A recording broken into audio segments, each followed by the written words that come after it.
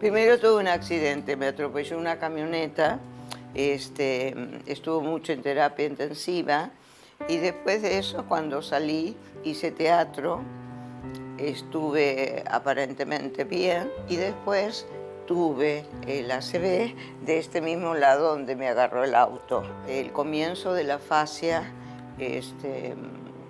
no podía hablar, no entendía todo lo que quería decir, pero la palabra no me salía. Y después de mucho tiempo, cuando empecé a usar la palabra, pude usar la palabra, pude aprender a firmar, porque estaba firmando así, ¿no? Con el dedo. Pude deglutir, era muy difícil deglutir. Como hay que aprender todo de vuelta, ¿no?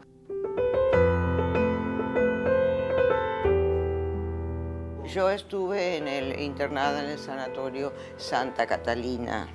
Ahí hice toda mi rehabilitación y después hice el aprendizaje, ¿no? Yo a la gente le decía, sí, es vida o muerte el ACV o joderse. Lo que más me daba preocupación era es seguir para adelante. Si estaba deprimida un día, ni me daba cuenta, porque era seguir para adelante, y dale para adelante, y dale para adelante. Yo digo, fue raro porque de no hablar a terminar haciendo un espectáculo, fue bastante, ¿no?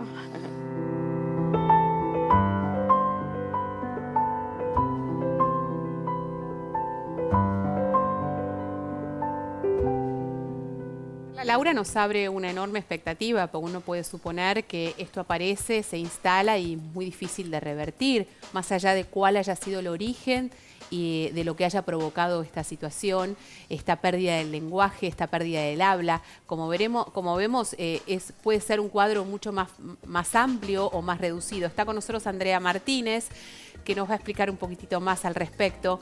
Y yo pensaba, Andrea, ¿esto necesariamente está vinculado con un accidente cerebrovascular? No, esto aparece en el caso de Laura como un accidente, una situación de riesgo, un traumatismo, por así decirlo. Exacto. El accidente cerebrovascular es la primera causa de afasia. ¿Sí? Se calcula que 1/3 de las personas que tienen accidente cerebrovascular van a generar una afasia. Y la segunda causa es el traumatismo encefalocraniano. Okay. Y causan lesiones que más allá de la afasia tienen asociadas un montón de otras alteraciones que van a dificultar un poco más todo el proceso de rehabilitación. ¿Qué es la afasia concretamente? La afasia es una alteración del lenguaje que se produce por una lesión cerebral que es bien focal y que puede afectar tanto la expresión del lenguaje, la comprensión del lenguaje, la lectura o la escritura, si es que afecta al hemisferio izquierdo como hemisferio dominante. ¿Sí? Ahora, es parte de ese cerebro que tiene una lesión que, como sabemos, no se recupera y que en consecuencia puede afectar las distintas áreas del lenguaje específicamente. Ahora, si la lesión afecta al hemisferio derecho como hemisferio no dominante, entonces las alteraciones que vamos a tener no van a ser ni en la expresión, ni en la lectura, ni en la escritura, ni en la comprensión, sino todo lo que es pragmático. Cómo yo puedo usar ese lenguaje. ¿Sí? Es la forma en que, por ejemplo, puedo entender, comprender un chiste o una metáfora o un lenguaje indirecto, como una inferencia, y eso socialmente me aísla bastante porque nuestro lenguaje está plagado y colmado de todo este tipo de expresiones. Pero que no tiene que ver con la comprensión. No tiene que ver con la comprensión. Con ese arte de interpretar. De interpretar, exactamente. Por eso la lesión, cuando es en uno u otro hemisferio, es completamente diferente, la evaluación y el abordaje. ¿Y qué es lo que produce puntualmente esto? Que me parece que es una novedad para todos nosotros poder entender que como una de las consecuencias puede ser esto. ¿Cómo se hace visible, ¿no? ¿Cómo repercute esto en la convivencia social o en el entorno familiar? Claro, pensemos que esto es una instalación súbita. O sea, a mí, de un momento al otro, de una hora a la otra, aparezco con esto. Y no tiene que ver con que mi cara está torcida, con que no puedo expresarme correctamente, sino que todo eso puede seguir exactamente igual como siempre, pero tenemos estas dificultades de poder utilizar el lenguaje de forma diferente. No lo podemos utilizar. Entonces, socialmente también me está aislando. porque entiendo las cosas tal cual como me las están diciendo. Literal. Y no, literales, y no en el sentido que verdaderamente me lo están diciendo. Entonces, interpretar un chiste o hacer un chiste con una de estas personas se dificulta bastante. Nos damos cuenta también en que no pueden sostener la mirada o que no pueden, por ejemplo, respetar los turnos del habla. ¿Sí? Es como que hablan todos ellos y el interlocutor es como que no me está importando demasiado porque no me doy cuenta que está o no puedo seguir el tópico, ¿no?, de la conversación. Y bueno, y es muy diferente a las otras lesiones donde me afectan completamente diferente. Ahora, Andrea, entonces uno puede tener esta problemática, no saberlo, porque no identificarlo con un accidente cerebrovascular previo, con no haber tenido una situación concreta donde diga, mira, sí, esto me pasó por tal cosa, y empieza a aparecer esta sintomatología y en el entorno familiar como empezamos a percibir ciertos cambios. Allí se debería hacer la consulta, porque esto puede ser una posibilidad.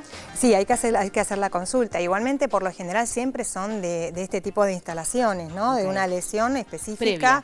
Claro, tuve un accidente cerebrovascular, justamente me afecta este hemisferio. Es muy común en los traumatismos encefalocranianos, porque cuando uno tiene un traumatismo, el cerebro es golpeado, no solamente en la zona que se golpeó, sino que se bambolea dentro del cráneo, bueno, y tiene muchas alteraciones. ¿Puede aparecer tardíamente o esto en general aparece de manera inmediata después de la lesión? Esto aparece de manera inmediata después de la lesión.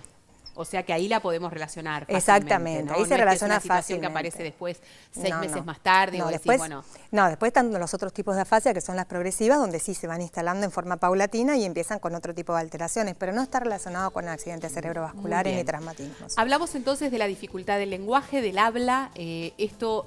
Todo tiene un tratamiento común. Esto se puede dar de manera conjunta. Podés no poder hablar o sí poder hablar, pero tener dificultades para decir determinadas cosas. Sí, esto va a depender mucho. Si ahora hablamos ya más del hemisferio izquierdo como hemisferio dominante, entonces depende del lugar donde fue la lesión, es donde va a aparecer la dificultad. ¿Sí? Por lo general, cuando la que se ve afectada en un accidente cerebrovascular es la arteria cerebral media, es la que más abarca zonas del lenguaje. Entonces las lesiones van a ser muchísimo más amplias, más grandes y más complejas. Cuando la lesión es bien anterior en el cerebro, lo que nos va a pasar es que no encontramos las palabras para utilizar.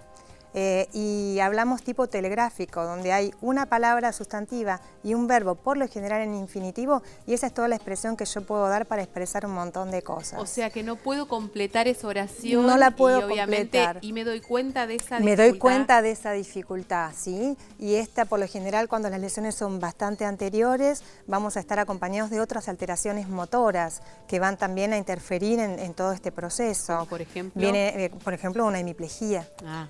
Que va a afectar. Entonces dificulta aún más la posibilidad de expresarme. Exactamente, podemos tener alteraciones deglutorias y otro tipo de alteraciones. Como contaba Laura, que tuvo que aprender a hacer todo de vuelta. Por eso el tratamiento que es bien integral, porque no solamente, es raro que afecte directamente solo por ejemplo, un traumatismo craneano que afecte solamente la zona del habla. Por lo general abarca muchísimas más alteraciones y ese abordaje es bastante interdisciplinario y bastante complejo. Esto se puede tratar, esto abre un camino de trabajo, nosotros lo veíamos en Laura, pero uno puede suponer, bueno, esto es la consecuencia de las neuronas lesionadas no se regeneran y entonces, ¿en qué me quedo? ¿Qué es lo que puedo hacer? Por lo general, después de un accidente cerebrovascular tenemos 3 meses aproximadamente o un determinado periodo donde hay una especie de recuperación espontánea, porque tengo la zona que está afectada, pero las zonas aledañas también se van a ver afectadas. ¿Sí? La excitabilidad que tienen estas neuronas van a estar disminuidas, es como que están edematizadas, están inflamadas y a medida que pasa el tiempo eso se va a ir recuperando. Después sí necesitamos una evaluación específica del lenguaje de acuerdo a las características del paciente, será la batería de evaluación que nosotros utilizamos y a partir de ahí, a partir de lo que tenemos como indemne, lo que tenemos más sano es empezar a trabajar para recuperar estas zonas con la plasticidad neuronal. ¿Cómo se da esta plasticidad neuronal? Porque suena categórico el hecho de que hay parte de nuestras neuronas que mueren y no se recuperan.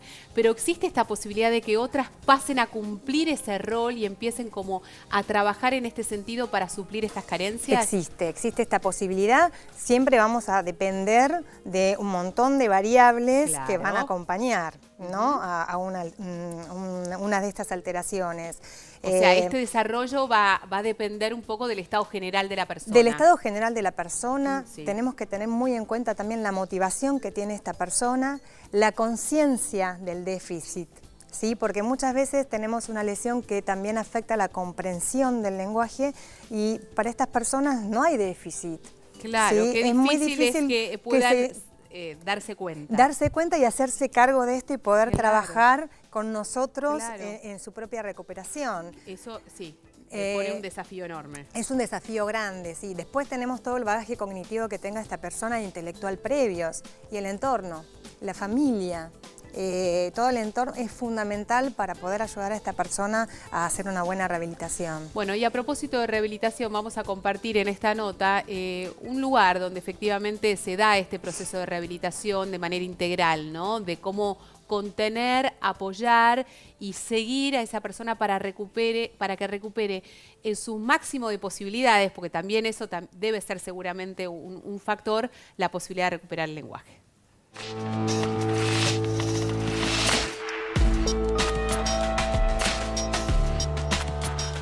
Lo que hacemos nosotros acá es recuperar la calidad de vida del individuo, porque el centro de día que funciona en la Fundación es para pacientes crónicos. El centro de día son talleres y hay talleres desde lenguaje, memoria, tangoterapia, neuromagia, fotografía. Ahora con todo esto de las tablets, hay todo un grupo en la Fundación de profesionales que están trabajando específicamente en utilizar todo lo técnico, digamos, para la ayuda al paciente afásico para comunicarse. Las personas con lesiones cerebrales tienen un periodo de recuperación espontánea y después hay que trabajar en la rehabilitación. Y siempre tiene que estar hecha por especialistas, ¿no? Y por un equipo interdisciplinario. El sujeto puede venir todos los días 4 horas y se estimula el cerebro. No vienen a entretenerse acá, vienen a estimular su cerebro. Mejoran su calidad de vida, pero lo que ya está, ya no lo van a recuperar, es muy difícil. Esto es como un oasis, un centro de día, porque ellos vienen acá y es como su segundo hogar, o mejor, porque estamos todo el tiempo trabajando con ellos y estimulándolos. Lo importante es que ellos ya no están más solos. El afásico es rechazado por la sociedad. ¿Por qué? Porque no se puede comunicar. Entonces, ¿qué pasa? Los amigos, los parientes, los familiares se alejan y el paciente se aísla. Hay que vivir con una persona con afasia. Creo que también habría que hacer como una especie de rehabilitación de esa familia. Y no tanto desde lo psicológico, psicoterapéutico, sino más bien de darles un espacio para que ellos puedan, digamos, mejorar su relación con el individuo que tiene la afasia.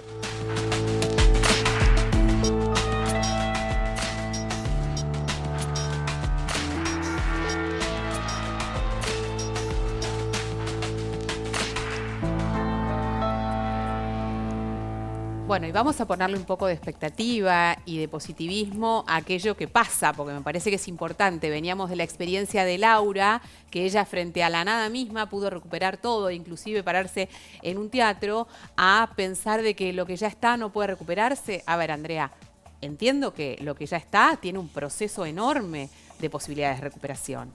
¿O no es así? Tiene un proceso muy largo de rehabilitación. Sí. No son muchos los pacientes que pueden recuperarse rápidamente y volver a su vida laboral rápidamente. Eso va a depender de la lesión, que sea pequeña, que esté muy circunscripta a una determinada área. Sí. El proceso es larguísimo de rehabilitación. Pero bueno, hay que trabajar sobre el proceso comunicativo de la persona y tratar de establecer las mejores redes como para que pueda desempeñarse nuevamente. ¿Y cómo es este proceso de recuperación? ¿En qué consiste? Primeramente lo que tenemos que hacer es aumentar todas las habilidades que tenga esta persona intactas. Sobre ellas vamos a trabajar tratando de aumentar lo más posible la comunicación de esta persona con su entorno. ¿Sí? Pensemos que de un día para el otro su vida cambió completamente y la del grupo familiar en la que está instalado también cambió. Entonces los roles son completamente diferentes. Entonces tenemos que empezar a trabajar sobre la comunicación para que ellos puedan estar comunicados lo más posible con ese entorno. ¿La escritura también se ve afectada? Se ve afectada. O sea que el recurso de la escritura no está como primera opción. Claro, no siempre la tenemos. ¿Sí? Primeramente lo que tenemos que tratar de ver es que la comprensión aumentarla al máximo. ¿Sí? Porque con la comprensión es sobre lo que más nosotros nos vamos a poder basar. Claro, ¿sí? Cuanto mejor es la comprensión, bueno, mejor es lo que vamos a poder trabajar posteriormente. Y después ir viendo con la evaluación, bueno, qué zonas están más indemnes. ¿Sí? La lectura, a veces no tenemos lectura en voz alta, pero sí tenemos lectura comprensiva. Obvio, que entonces, ya le ofrece a la persona un enorme recurso. Un enorme recurso. Entonces, bueno, nos vamos a basar en esto, ¿no? Pero siempre tenemos que ir viendo que de golpe no hay nada de escritura. ¿Sí? Porque no contamos con el grafismo y bueno, tenemos que empezar a trabajar también sobre esto. Pero lo importante es que la mejor manera para que se pueda comunicar. Vamos a usar todos los recursos necesarios para que se pueda comunicar de la mejor manera posible. Porque claro, el ser humano es un ser sociable y necesita de la comunicación, con lo cual hay que trabajar a fondo sobre eso. A fondo sobre esto. No pasa solamente sobre la expresión verbal, sino que tiene que ver con algo mucho más profundo. Exactamente, porque a veces verdaderamente la expresión verbal no es fácil de recuperar. Totalmente. Pero se puede recuperar en otros sentidos. Se puede recuperar en otros sentidos. Entonces vamos a trabajar sobre esto. Nos quedamos con eso, Andrea. Gracias.